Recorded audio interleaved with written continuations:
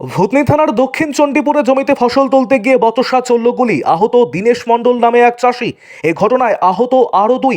ঘটনাকে কেন্দ্র করে ব্যাপক চাঞ্চল্য ছড়িয়ে পড়ল এলাকায়। যদিও সমস্ত অভিযোগ ভিত্তিহীন বলে দাবি অভিযুক্ত চাষিদের। মানিকচক ব্লকের ভূতনি থানার অন্তর্গত দক্ষিণ চণ্ডীপুর মৌজা।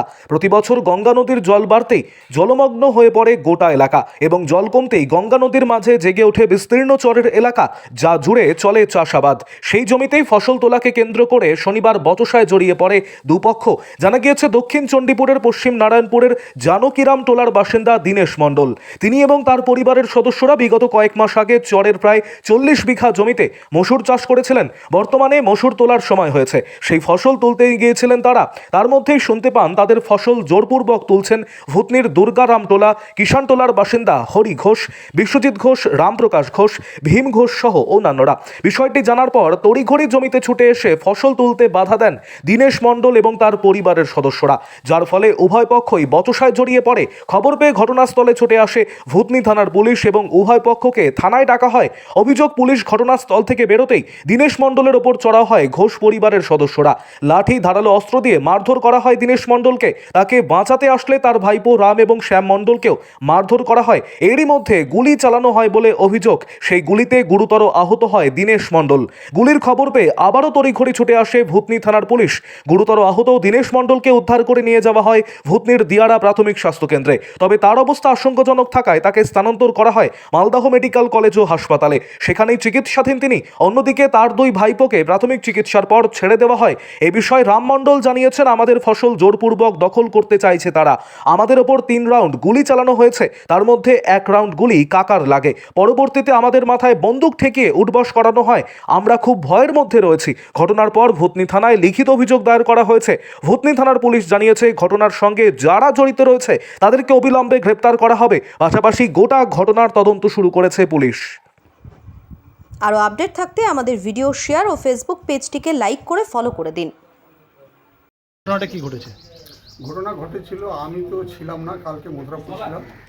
এবার কালকে রাত বিচারে গেছিল, পুলিশ এসেছিল, পুলিশের বিচার মানে ফাইনাল করলো। কি নিয়ে বিচার হয়েছিল? মুসরি নিয়ে, জমি নিয়ে মুসরি লাগা ছিল, ফসল লাগা আছে। পুলিশ বারণ করলো ফসল কাটবা না, যার জমি আছে সেইখানে দেখে খুশি জানতে করে তারপরে মুসরি কাটা হবে। তার মধ্যে পুলিশ চলে গেল, যাওয়ার পরে এরা জমিনে ছিল, একটু আগে বাড়লো, ওরা গমে খেতে সব বস্তু ছিল লুকিয়ে আসবাব পিস্তল নিয়ে। এবার পুলিশ কিছুদিন গেল, তারপরে মানে এদের উপরে মার শুরু হয় জমিনে। কি দিয়ে মারধর করে? লাঠি ছিল, গুলি মারলো, প্রথম তো 3টা রাউন্ড গুলি ফুটালো, তারপরে লাঠি দিয়ে মার হলো। হাসবাদ ছিল ওর কাছে ওদের। তো গুলি কি কারো লেগেছে? হ্যাঁ, গুলি একজন দীনেশ মণ্ডলকে লেগেছিল, পায়ে পার থেকে উপার হয়ে গেছে। আচ্ছা, সে কোথায় এখন? ও হসপিটালে আছে, সদর হসপিটালে। কেন, কারণটা কি?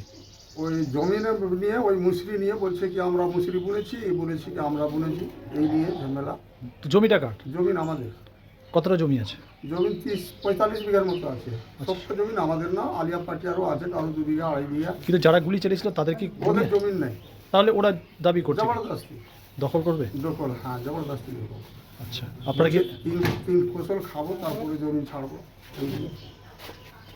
বলবো আপনারা বলবে। আচ্ছা, আহত কজন হয়েছে? হ্যাঁ, আহত কয়জন হয়েছে মানে? আর 3 জন।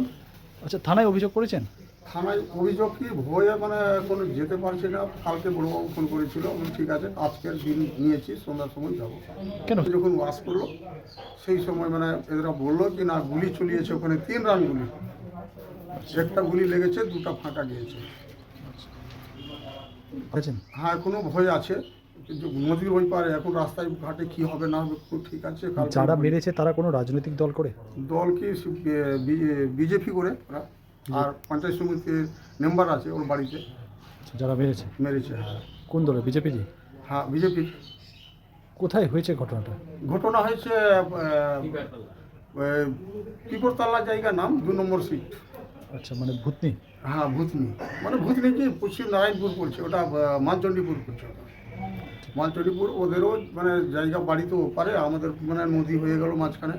ফির ওই পারে জমিন, বাড়ি এই পারে, সব জমিন আমাদের ওই জায়গাতেই আছে।